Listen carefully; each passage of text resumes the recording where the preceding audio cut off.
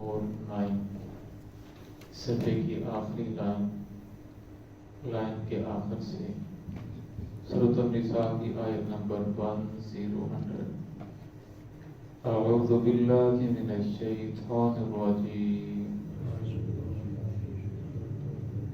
بسم اللہ الرحمن الرحیم فَإِذَا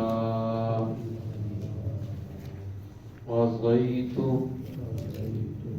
الصَّلَاةَ فاذكروا الله قياما وقعودا وعلى جنوبكم فإذا اطمأننتم فأقيموا الصلاة إن الصلاة كانت على المؤمنين كتابا موقوتا ولا تهنوا في ابتغاء القوم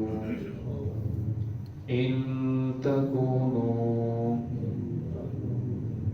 تألمون فإنهم يألمون كما تألمون وترجون من الله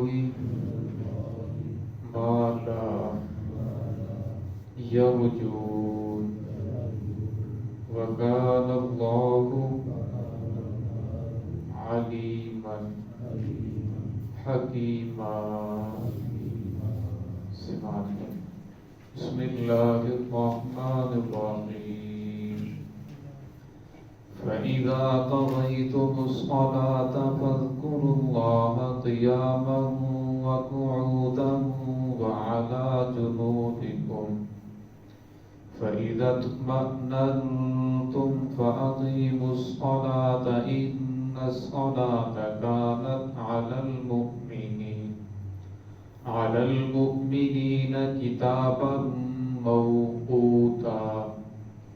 ولا تهنوا في ابتغاء القوم إن تكونوا تألمون فإنهم يألمون كما تألمون وترجون من الله ما لا يرجون وكان الله عليما حكيما. فَإِذَا قَضَيْتُمُ الصَّلَاةَ اور جب تم ادا کرو نماز کو فاذکروا اللہ ذکر کرو اللہ رب العزت کا قیاماً کھڑے ہونے کی حالت میں وقعوداً اور بیٹھنے کی حالت میں وعلی جنوبکم اور پہلو کے بل لیٹے ہوئے بھی اللہ کا ذکر کرو. فَإِذَا اطْمَأْنَنْتُمْ فَأَقِیمُوا الصَّلَاةَ اور جب تم مطمئن ہو جاؤ اطمینان آ جائے تو نماز قائم کرو دستور کے مطابق. ان الصلاۃ کانت علی المؤمنین بے شک نماز علی المؤمنین مومنوں پر کتاب موقوتا فرض کی گئی ہے موقوتا مقررہ وقت پر. ولا تہنوا فی ابتغاء القوم اور نہ سستی کرو قوم کے تلاش کرنے میں. ان تکونوا تألمون اگر تمہیں زخم پہنچے ہیں فإنکم یعلمون تو انہیں بھی زخم پہنچے ہیں کما تألمون جیسا کہ تمہیں پہنچے ہیں. وترجون من اللہ ما لا یرجون اور تم امید رکھتے ہو اللہ تعالیٰ سے یعنی ایمان کی وَلَمَّا يَرْجُونَ لیکن وہ امید نہیں رکھتے. وَكَانَ اللَّهُ عَلِيمًا حَكِيمًا اللہ رب العزت جاننے والے حکمت والے ہیں. اس آیت کے اندر اللہ رب العزت نے نماز قائم کرنے کے بعد ذکر کرنے کا فرمایا کہ جب تم نماز قائم کرو تو نماز کے بعد ذکر کرو. اب اللہ رب العزت نے نماز کے بعد حدیث پاک میں آتا ہے فرض نماز کے بعد قبولیت کا وقت ہے. اسی طرح جمعوں کے دو خطبوں کے درمیان قبولیت کا وقت ہے. عصر کی نماز کے بعد مغرب سے کچھ دیر پہلے یہ قبولیت کا وقت ہے. اسی طرح تہجد کا جو وقت ہے یہ قبولیت کا وقت ہے. ان اوقات کے اندر اگر آپ ذکر کرو گے، دعا کرو گے، قرآن پاک کی تلاوت کرو گے، جو بھی کرو گے تو اس کا اجر بڑھ جاتا ہے، اس کی قبولیت کے زیادہ چانس ہیں۔ حضرت فاطمہ الزہرا رضی اللہ تعالیٰ چکی چلانے کی وجہ سے ہاتھوں کے اندر چھالے پڑ گئے اور جس سے پانی بہتا تھا، اور باہر سے مشق پانی کی بھر کر لانے کی وجہ سے سینے کے اوپر وہ مشق کے نشان بن کے کپڑے میلے کچالے رہتے تھے۔ حضرت علی رضی اللہ عنہ فرمایا کہ میں آپ کو ایک مشورہ دیتا ہوں، آپ کے بابا کے پاس غلام آئے ہیں، لوڑیاں آئی ہیں، وہاں جائیں اور جا کر عرض کریں کہ مجھے بھی کوئی غلام دے دیں۔ فاطمہ الزہرا رضی اللہ عنہ جب وہاں پہنچی تو وہاں رش کی وجہ سے وہاں نہ گئی، گھر چلی گئی۔ حضرت عائشہ کو بتایا، عائشہ رضی اللہ عنہ فرمایا کہ جب رسول صلی اللہ علیہ وسلم آئیں گے تو میں آپ کا ضرور پیغام پہنچا دوں گی۔ وسلم تو گھر تشریف لائے، رات کا دیر کے وقت آئے تو سردی کا موسم تھا۔ انہوں نے بتایا کہ آج فاطمہ الزہرا رضی اللہ تعالیٰ عنہ درس کے لیے آئی تھی، تو آپ صلی اللہ علیہ وسلم خود گھر تشریف لے گئے۔ حضرت علی رضی اللہ عنہ فرماتے ہیں میرے اور فاطمہ کے پاس صرف ایک رضائی تھی، تو ہم اس رضائی کے اندر لیٹے ہوئے تھے۔ رسول صلی اللہ علیہ وسلم جب گھر تشریف لائے تو ہم اٹھ کر بیٹھنے لگے تو آقا نے فرمایا نہیں بیٹھ جاؤ، ہم پھر بھی اٹھ کر بیٹھ گئے تو آپ صلی اللہ علیہ وسلم بھی بیٹھے اور آپ صلی اللہ علیہ وسلم نے اپنے پاؤں ہمارے لحاف کے اندر یعنی رضائی کے اندر دے دیے، سردی تھی۔ پھر آپ صلی اللہ علیہ وسلم نے فرمایا میری رخت جگر، مجھے پتہ چلا تھا کہ آج تو آئی تھی لونڈی لینے کے لیے یا غلام لینے کے لیے، کیا میں آپ کو غلام سے بہتر چیز نہ بتاؤں؟ فرمایا یا رسول اللہ ضرور بتا دیجیے۔ تو آپ نے فرمایا کہ رات کو سونے سے پہلے 33 مرتبہ سبحان اللہ، 33 مرتبہ الحمدللہ اور 34 مرتبہ اللہ اکبر پڑھ لیا کرو، یہ غلام سے بہتر ہے۔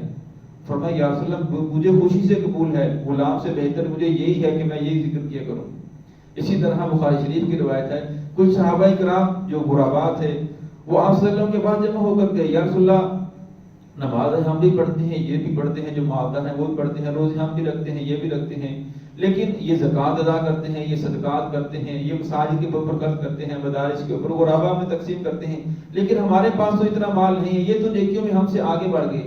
تو آپ صلی اللہ علیہ وسلم نے فرمایا میں آپ کو ایک ایسا عمل بتاتا ہوں کہ آپ بھی ان کے برابر ہو جاؤ گے۔ آپ صلی اللہ علیہ وسلم نے فرمایا کہ ہر نماز کے بعد 33 مرتبہ سبحان اللہ، 33 مرتبہ الحمدللہ اور 34 مرتبہ اللہ اکبر پڑھ لیا کرو۔ فرمایا آپ ان کے برابر ہو جاؤ گے۔ تو انہوں نے پڑھنا شروع کر دیا۔ جب مالدار صحابہ کو پتہ چلا کہ یہ کچھ بیٹھ کر پڑھتے ہیں، اب انہوں نے بھی ان کو پڑھنا شروع کر دیا، تو یہ لوگ پھر آپ صلی اللہ علیہ وسلم کے پاس آئے، یا رسول اللہ انہوں نے بھی پڑھنا شروع کر دیا، وہ تو پھر نیکیوں میں ہم سے آگے بڑھ گئے۔ تو آپ صلی اللہ علیہ وسلم نے فرمایا ذالک فضل اللہ یؤتیہ من یشاء، یہ اللہ کا فضل ہے، اللہ رب جسے چاہتے ہیں عطا فرماتے ہیں۔ تو اس لیے انسان کو کوشش کرنی چاہیے کہ روایت کے اندر آتا ہے صلی اللہ علیہ وسلم نے فرمایا کہ دو کام ایسے ہیں جو ہیں بہت آسان لیکن کرنے والے بہت تھوڑے ہیں۔ آپ صلی اللہ علیہ وسلم نے فرمایا کہ ہر نماز کے بعد یہی 33 مرتبہ سبحان تسبیحات اور اسی طرح سونے کے وقت۔ صحابہ نے فرمایا یا رسول اللہ یہ تو ہم میں سے ہر شخص کر سکتا ہے، یہ تو کوئی مشکل نہیں ہے۔ آپ صلی اللہ علیہ وسلم نے فرمایا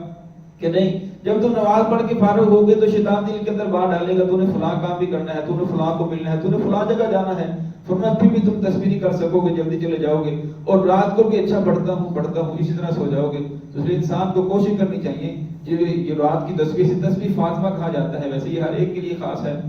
ہر ایک کے ساتھ عام ہے، ہر ایک پڑھ سکتا ہے۔ اسی طرح ایک روایت کے اندر آتا ہے کہ جو شخص فرض نماز کے بعد چوتھا کلمہ ایک مرتبہ پڑھے، تسبیحات کے بعد ایک مرتبہ لا الہ الا اللہ وحدہ لا شریک لہ لہ الملک ولہ الحمد یحیی ویمیت وہو علی کل شیء قدیر، یہ آگے ابدا ابدا وہ بھی آتا ہے۔ تو فرمایا ایک مرتبہ پڑھ لے، اللہ رب العزت اس کے گناہوں کو معاف کر دیتے ہیں اگرچہ سمندر کی جھاگ کے برابر ہوں۔ تو اس لیے انسان کو کوشش کرنی ہے۔ ایک روایت کے اندر آتا ہے کہ جو شخص ہر نماز کے بعد آیت الکرسی پڑھے، ایک مرتبہ آیت الکرسی پڑھے، فرمایا اس کے اور موت کے درمیان، اس قبر جنت کے درمیان صرف موت حائل ہے، مرے گا تو سیدھا جنت کے اندر چلا جائے گا۔ علی رضی اللہ عنہ روایت ہے، رسول صلی اللہ علیہ وسلم کی روایت ہے۔ اب انسان کو کوشش کرنی چاہیے کہ ہر نماز کے بعد کتنا وقت لگتا ہے، تھوڑا سا وقت لگتا ہے، اگر آیت الکرسی پڑھ لی جائے تو فرمایا اس کی اور جنت کے درمیان صرف موت حائل ہے، مرے گا تو سیدھا بغیر حساب کتاب کے اللہ رب العزت جنت کے اندر داخلہ عطا فرمائے۔ اسی طرح فرض نماز کے بعد ایک مرتبہ اللہ اکبر کہیے، اس کے بعد 3 مرتبہ استغفر اللہ استغفر اللہ یا استغفر اللہ الذی لا الہ الا هو القیوم واتوب الیہ یا استغفر اللہ ربی من کل ذنب واتوب الیہ، صرف استغفر اللہ۔ پھر اس کے بعد اللہم انت السلام و منک السلام تبارکت یا ذی الجلال والاکرام۔ پھر اس کے بعد اللہ رب العزت آپ کو جو بھی حسب توفیق دعا عطا فرمائے وہ پڑھنی چاہیے۔ حدیث پاک بہت ساری فرمایا یہ قبولیت کا وقت ہے۔ اسی طرح حدیث پاک کے اندر آتا ہے کہ جو انسان فجر کی نماز پڑھے، فجر کی نماز پڑھنے کے بعد پھر وہ ذکر اذکار کے اندر مشغول رہا اور پھر فرمایا کہ اشراق کا وقت ہو گیا تو اس انسان نے 2 رکعت نفل پڑھتا ہے، اشراق کے 2 نفل پڑھتا ہے، فرمایا اللہ رب العزت اس آدمی کو حج عمرے کا ثواب عطا فرماتے ہیں۔ پھر آپ نے فرمایا تامتن تامتن تامتن، یعنی پورے حج اور عمرے کا اللہ رب ثواب عطا فرماتے ہیں۔ تو اس کے بارے میں مسئلہ یہ ہے کہ اگر کوئی انسان مسجد کے اندر، اس کے لیے بیٹھنا مشکل ہے، کاروبار ہے، کسی آگے پیچھے جانا ہے، تو ضروری نہیں کہ وہ مسجد کے اندر ہی پڑھے، گھر جا کر پڑھ سکتا ہے، دکان میں بھی پڑھ سکتا ہے، اپنے آفس میں بھی پڑھ سکتا ہے، جہاں بھی ہو۔ فرمایا جب فجر کی نماز کا جو آج کل ٹائم ختم ہو رہا ہے، تقریباً 19 پہ ختم ہو 19 منٹ پہ ختم ہو رہا ہے، اس کے 12 منٹ کے بعد جو ہے اشراق کا ٹائم شروع ہو جائے گا۔ اب آپ جہاں کہیں بھی ہوں، اس کے بعد 2 رکعت نفل پڑھ لیں گے تو آپ کو حج عمرے کا ثواب ملے گا۔ لیکن یہ ہے کہ یہ جو درمیان کے اندر 12-15 منٹ ہے، آپ ذکر کے اندر مشغول رہیں، ایک کام کے اندر کسی کو سیکھنا سکھانا یا کوئی اچھی بات کے اندر، دنیاوی باتوں کے اندر مشغول نہ ہو جائیں، اور پھر اس کے بعد آپ نفل پڑھیں گے تو اللہ رب العزت آپ کو جو حج عمرے کا ثواب عطا فرمائیں گے۔ اگر آپ مسجد کے اندر ہی بیٹھتے ہیں تو پھر تو کیا ہی بات ہے، بہت ہی اچھا آپ کا وقت گزر جائے گا۔ تو اس کے بارے میں 3 درجے ہیں۔ پہلا درجہ یہ ہے کہ آپ نے جہاں نماز پڑھی ہے اسی جگہ بیٹھے رہیں، اس جگہ سے نہ ہلیں، اور دوسرا جگہ یہ ہے کہ مسجد میں کسی جگہ بیٹھ جائیں، اور تیسرا درجہ یہ ہے کہ آپ باہر چلے جائیں، واش روم میں جاتے ہیں، بیت الخلاء جاتے ہیں، واک کرتے ہیں، جو بھی کام کرتے ہیں، تو آپ پھر اس کے بعد 2 رکعت نفل پڑھ لیتے ہیں، اللہ رب العزت پھر بھی آپ کو پورا اجر عطا فرمائیں گے۔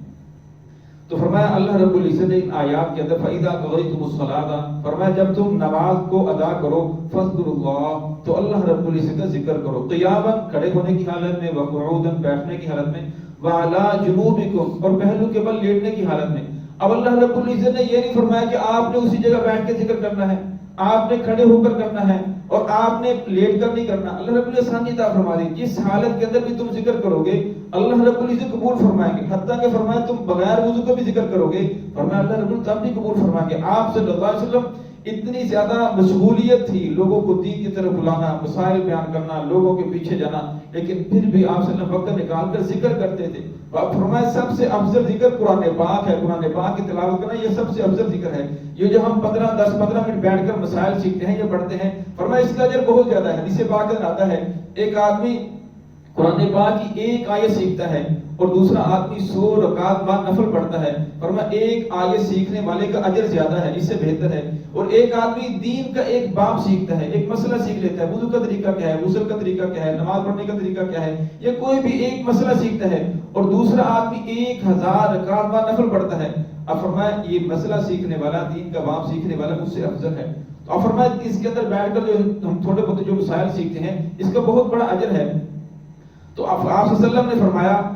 کہ انسان جو بھی کام کرتا ہے اس کے اندر اگر نیت شامل ہو جائے کہ میں رسول اللہ صلی اللہ علیہ وسلم کے طریقے کے مطابق کروں گا، فرمایا انسان کا ہر جو کام ہے وہ نیک عمل بن جاتا ہے۔ تو اس کے اندر بھی آپ صلی اللہ علیہ وسلم نے فرمایا کہ جس قرآن پاک کے اندر اللہ نے فرمایا کہ جس حالت کے اندر بھی تم ذکر کرو گے اللہ رب العزت قبول فرمائیں گے، حتیٰ کہ عورتوں نے جن دنوں کے اندر نماز نہیں پڑھنی ہوتی، فرمایا ان کے لیے وہ ذکر کر سکتی ہیں، درود پاک پڑھ سکتی ہیں، صرف قرآن پاک پڑھنے سے منع ہے، نماز پڑھنے سے منع ہے، باقی وہ ذکر کر سکتی ہیں۔ فرمایا جن اوقات کے اندر انہیں نماز پڑھنی ہوتی ہے انہیں چاہیے کہ ان اوقات کے اندر وہ ذکر کو زیادہ کریں۔ اب فرمایا ذکر سے اللہ رب العزت کا دھیان نصیب ہوتا ہے، ذکر کرنے کی وجہ سے اللہ رب العزت رزق کے اندر برکت عطا فرماتے ہیں، پریشانی کو ختم کر دیتے ہیں، اصل دل کو قوت، ایمانی قوت نصیب ہوتی ہے، دل کی جو انسان کے اندر جھنجھوڑ ہے، پریشانیاں ہیں وہ ختم ہو جاتی ہیں۔ تو اللہ رب العزت فَإِذَا اطْمَأْنَنْتُمْ، اور فرمایا جب تم مطمئن ہو جاؤ، یہ تو اس وقت ہے نا کہ اگر آپ کسی پیچھے مسئلہ بیان ہوئے کہ اگر آپ سفر کے اندر ہیں یا دشمن کا خوف ہے، تو یہاں فرمایا جب تم مطمئن ہو جاؤ فَأَقِیمُوا الصَّلَاةَ، پھر دستور کے مطابق نماز قائم کرو جو اللہ رب العزت نے وقت مقرر کیا ہے۔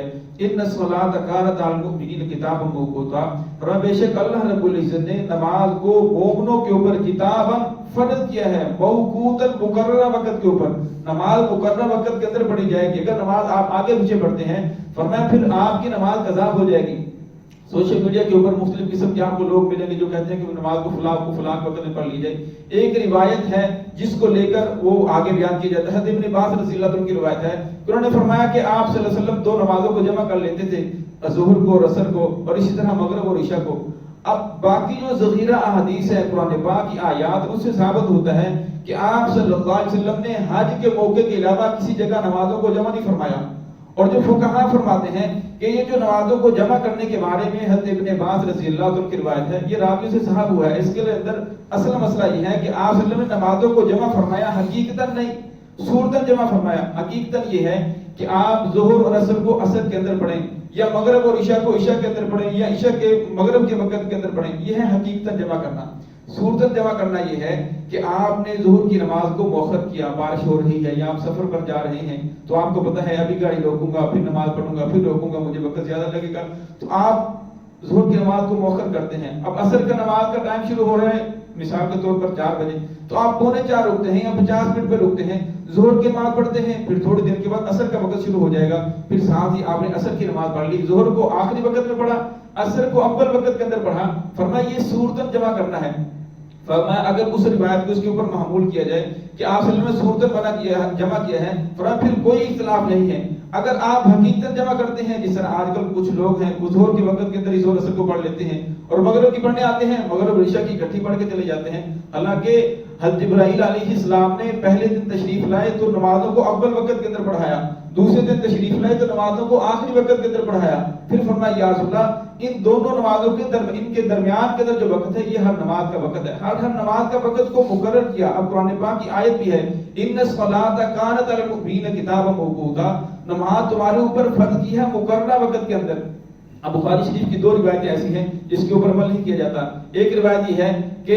اگر کوئی انسان 3 مرتبہ شراب پیے، 4تھی مرتبہ اگر شراب پیے تو اسے قتل کر دیا جائے گا، اس گردن کو اتار دیا جائے گا، اس کو تو کوئی بھی عمل نہیں کر رہا۔ لیکن یہ جو روایت ہے جس کے اندر ابن عباس رضی اللہ عنہ فرماتے ہیں کہ نمازوں کو جمع کر لیا جائے گا، تو ہر انسان اپنی فائدے کے لیے اسے دلیل بنا کر عمل کر رہا ہے۔ حالانکہ مسئلہ یہ ہے اگر قرآن اور حدیث کا تعارض ہو جائے،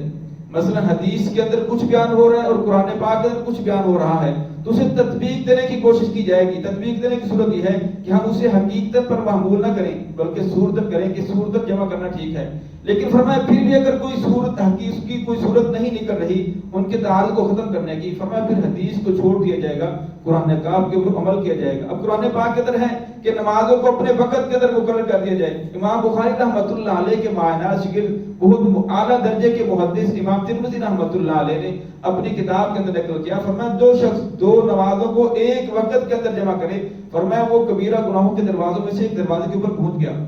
اب دیکھو ایک طرف کبیرہ گناہ ہے اور ایک طرف ثواب ہے، فرمایا یہ دونوں جمع تو نہیں ہو سکتے، اس لیے فرمایا جو ابن عباس رضی اللہ عنہ کی روایت ہے اسے چھوڑ دیا جائے گا، یا ہم اسے صورتاً معمول کریں گے کہ صورتاً 2 نمازوں کو جمع کرنا ٹھیک ہے، حقیقتاً جمع کرنا ٹھیک نہیں ہے۔ اگر آپ صورتاً جمع کرتے ہیں تو پھر کسی کو کوئی اختلاف نہیں ہے، اگر آپ حقیقتاً جمع کرتے ہیں تو پھر قرآن پاک کے ساتھ آپ کا اختلاف آئے گا، باقی بھی جتنی احادیث ہیں ان کے ساتھ آپ کا اختلاف لازم آئے گا۔ اور فرمایا ایک خبر کی وجہ سے، ایک حدیث کی وجہ سے آپ باقی ساری حدیثوں کو چھوڑ دیں، قرآن پاک کو چھوڑ دیں، فرمایا ایسا کرنا ٹھیک نہیں ہے، بلکہ نمازوں کو اپنے وقت کے اندر ہی پڑھنا چاہیے۔ ان الصلاۃ کانت علی المؤمنین کتابا موقوتا، اللہ رب فرماتے ہیں بے شک نماز مومنوں کے اوپر کتاباً فرض کی گئی ہے، موقوتاً اپنے مقررہ وقت کے اندر، ولا تہنوا، اور فرمایا سستی نہ کرو، فی ابتغاء القوم، دشمن قوم کو تلاش کرنے میں، ان تکونوا تعلمون فانہم یعلمون کما تعلمون، فرمایا جس طرح تمہیں زخم پہنچے ہیں، تمہیں تکلیفیں پہنچی ہیں، فرمایا تم نے دشمنوں کو بھی تکلیفیں پہنچائی ہیں، وہ بھی زخمی ہیں، وہ بھی زخمی حالت کے اندر ہیں، اور فرمایا پھر تمہیں تو امید ہے کہ اگر تم شہید ہو گئے تو فرمایا اللہ رب العزت تمہیں شہادت کا مرتبہ عطا فرمائیں گے، تم قتل ہو گئے تو تمہیں لیے بہت بڑا اجر ہے، اور فرمایا اگر اللہ رب العزت تمہیں فتح عطا فرما دی تو فرمایا پھر بھی تمہارے لیے تو یہ تو تمہارے لیے تو کوئی پریشانی نہیں ہے، تم جو بھی راستہ اختیار کرو گے اللہ رب العزت کا تمہارے اوپر خاص فضل ہے۔ وَتَرْجُونَ مِنَ اللَّهِ مَا لَا يَرْجُونَ، فرمایا تم اللہ رب العزت سے امید رکھتے ہو کس کی؟ فضل کی۔ وَكَانَ اللَّهُ عَلِيمًا حَكِيمًا، فرمایا اللہ رب العزت جاننے والے ہیں، حکمت والے ہیں۔ دعا ہے اللہ رب العزت ہمیں دین کی صحیح سمجھ عطا فرمائے۔ جس بھائی کو اگر کوئی بات سمجھ نہ آئی ہو تو دوبارہ پوچھ سکتے۔